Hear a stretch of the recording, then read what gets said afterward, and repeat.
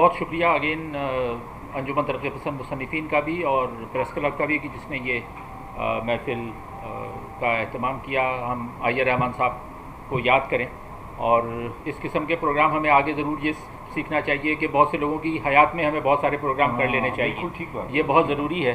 ये कोई ज़रूरी नहीं है कि उनके जाने के बाद ही हम उन्हें याद करें। उनकी ज़िंदगी में लोगों का जो कंट्रीब्यूशन है उसको याद करना, उसका एतराफ़ करना, ये बड़ा ज़रूरी है।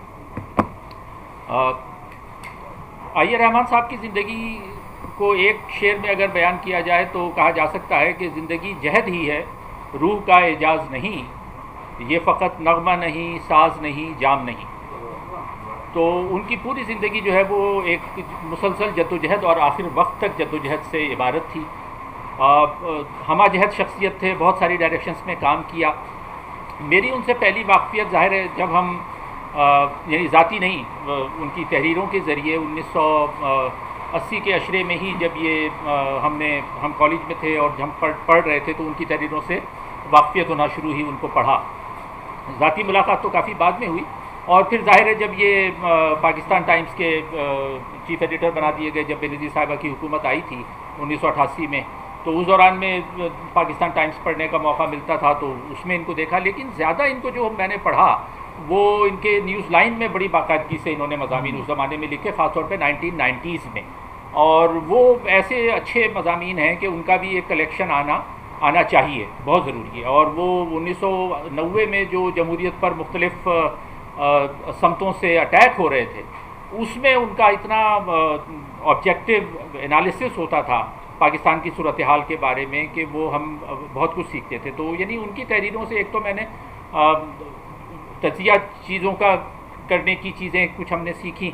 दूसरी ज़ाहिर है अंग्रेज़ी उनकी जो बहुत अच्छी थी, तो हम सीख रहे थे, अब भी सीख रहे हैं। लेकिन जो 2-3 बहुत अच्छे अंग्रेज़ी लिखने वाले लोग उस ज़माने में थे, उनमें इनका नाम टॉप पर था। दूसरे जो अच्छी अंग्रेज़ी लिखते थे लेकिन जिनका कंटेंट इतना अच्छा नहीं होता था, वो तो अयाज अमीर भी लिखते हैं, और वो जो पारसी थे, क्या नाम था, अर्दशेर कावज़ी साहब, वो बहुत अच्छी अंग्रेज़ी लिखते थे लेकिन उनका बुनियादी रवैया जो था वो जमहूरियत दुश्मन था। तो उनको पढ़ के कुछ अंग्रेज़ी तो आ जाती थी लेकिन कोई अब समाजी शऊर या सलाहियत नहीं आती थी। वो समझ और शऊर जो था वो हम आइया रहमान साहब से सीखते थे। तो वो 1990 के अशरे में इनकी बहुत सारी चीज़ें उस वक्त हमने बराह रास्त ख़ासतौर पर न्यूज़ लाइन में देखी। लेकिन ज़ाती मुलाकात मेरी इनसे हुई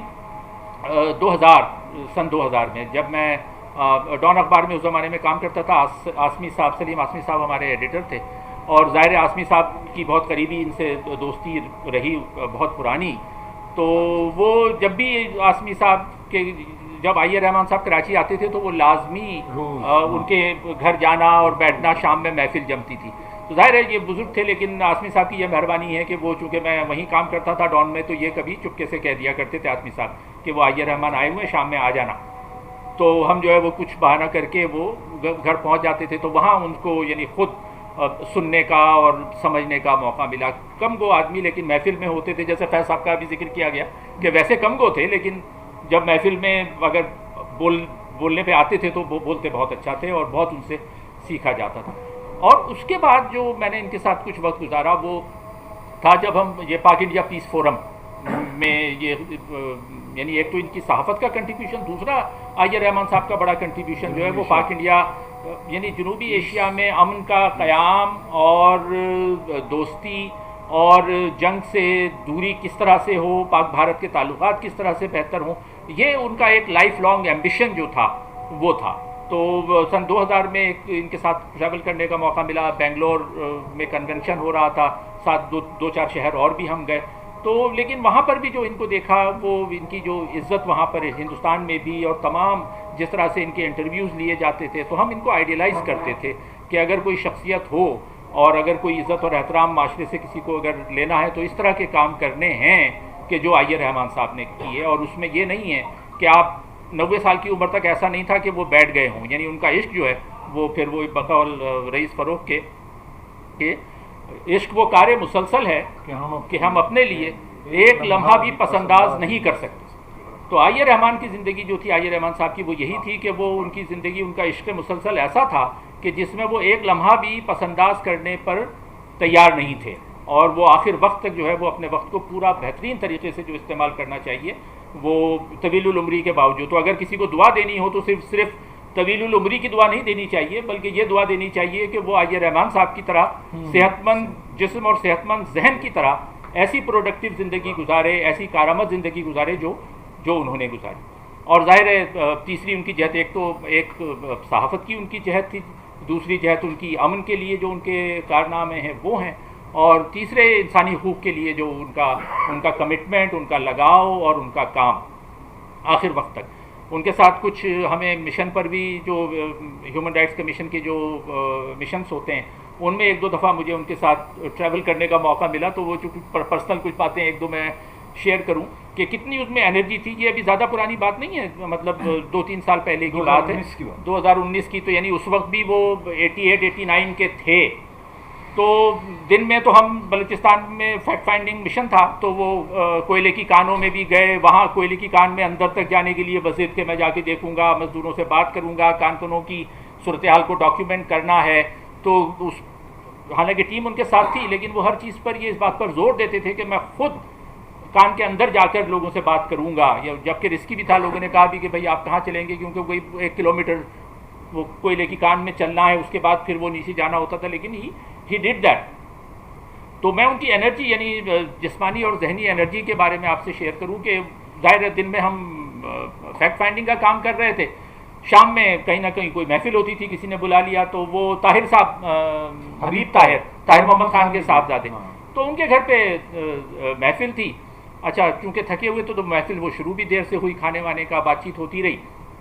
अच्छा, मेरा ये है कि 12 बजे मेरी घंटी बजना शुरू हो जाती है। 12 बज जाए तो मेरी आंखें बंद होने लगती, ये जानते हैं, ये चिढ़ते भी हैं, लेकिन मुझे 12 बजे के बाद मुझे सोना होता है। अच्छा, अब मैं दुआ कर रहा हूँ कि ये आइए रहमान साहब उठे। आप कह तो नहीं सकते, दोस्तों हम उम्र हो तो आप कहेंगे भाई चलो उठो। अब आइए रहमान साहब से कौन कैसे कहेगा भाई देर हो गई है, उठे, दिन भर के थके हुए, सुबह से निकले हुए। अच्छा जी, 12 बज गए, 12:30 बज गए, 1 बज गया, कोई 1:30 बजे के करीब वो महफिल बर्खास्त हुई।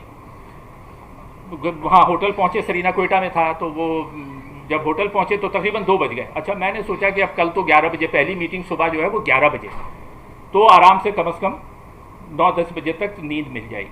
आप यकीन करें, 8 बजे मेरे कमरे का फ़ोन बजता है। अच्छा, मैं नींद में मैंने फ़ोन उठाया, मैंने कहा जी वो रहमान साहब दूसरी तरफ से कह रहे हैं, जी नादिर साहब आप कहाँ हैं? मैंने कहा मैं तो कमरे में हूँ। कह रहे हैं मैं यहाँ नाश्ता कर रहा हूँ, आ जाइए, कुछ बातें करनी है। मैंने कहा अच्छा मैं आ रहा हूँ। मुझे शर्मिंदगी भी हुई, और मुझे मतलब ये भी हुआ कि देखें इस उम्र में वो 2 बजे रात तक काम करते रहे, और 8 बजे चूँकि वो उस दिन की हमारी मीटिंग थी, उसकी तैयारी करनी थी। जी नहीं बजनी चाहिए। तो मतलब इतना उनका जो एनर्जी का लेवल था, तवानाई, जिस्मानी और जहनी तवानाई का बहुत बहुत आला लेवल। और एक और उनकी बजलसंजी की भी बात हुई, उनके जुमलों में एक जुमला याद है, शायद बताना भूल गए। वो किसी ने उनसे कहा कि अहले ज़बान, ये अपना हरियाणा के थे, तो वो कॉलम में लिखा था, लेकिन ये हारिस शायद बताना भूल गए कि वो किसी ने इनसे कहा कि भाई आप हरियाणा के हैं तो फिर आप अहले ज़बान हैं या नहीं हैं? तो उन्होंने कहा भाई अहले ज़बान होने से ज़्यादा अहले आवाज़ होना ज़रूरी है। तो उन्होंने कहा आप हमें ये देखना चाहिए कि कौन अहले आवाज़ है, कौन इस काबिल है कि वो अपनी आवाज़ उठाए। तो एक ये अहले आवाज़ इतनी तवाना आवाज़ थी जिससे हम महरूम हो गए। और अब आखिरी बात मैं यही करूँगा कि वो सबक यही है कि हम सबको अहले आवाज़ होना चाहिए, ख़ास तौर पे इस मौजूदा हालात में जो ऑनस्लाट, जो हमारी इजहार राय की आज़ादी पर हर तरफ से जो हमले हो रहे हैं, उसमें हमें आइए रहमान साहब जैसे लोगों की ज़रूरत थी, लेकिन उनसे हमें सीखना चाहिए, उनके अलम को हमें ऊंचा रखना चाहिए। हमने जनरल अयूब खान की आमरीत को भी भुगता है, जनरल याहिया खान को भी देखा है, भुट्टो साहब का सिविलियन मार्शल भी देखा है, ज़ियाउल हक को भी भुगता है, और अब ये जो कुछ भी हो रहा है इसके लिए भी हमें तैयार होना चाहिए। मुमकिन है कि हम इसमें आर्जी तौर पे हमें फौरी तौर पे कामयाबी न भी हो, लेकिन हम सब जो यहाँ पर मौजूद हैं उन्हें हमें ये अज़्म करना चाहिए कि आइए रहमान साहब का जो अलम है और जो कलम है, इन दोनों चीज़ों को हम थामे रखेंगे और ऊँचा रखेंगे। बहुत शुक्रिया। बहुत अच्छा, बात पे आपने एंड किया।